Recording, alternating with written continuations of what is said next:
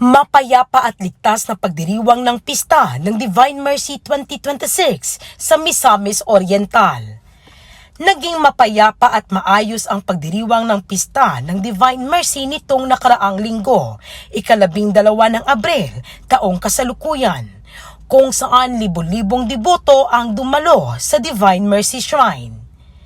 Maagang nagtipon ang mga mananampalataya upang makiisa sa banal na selebrasyon na puno ng panalangin, pagninilay at pag-asa.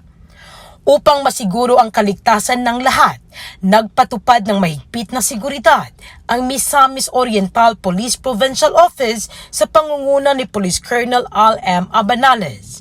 Nag-deploy ng 112 na mga pulis sa iba't ibang bahagi ng lugar upang bantayan ang kaayusan, tumulong sa mga deboto at tiyakin ang maayos na daloy ng publiko.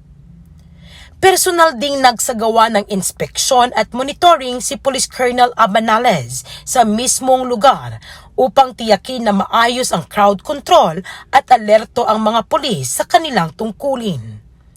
Dahil sa maayos na koordinasyon ng kapulisan at iba pang ahensya, naging ligtas at matagumpay ang buong pagdiriwang. Walang naitalang insidente at nakapagsagawa ng kanilang debosyon ang mga dumalo ng walang abala.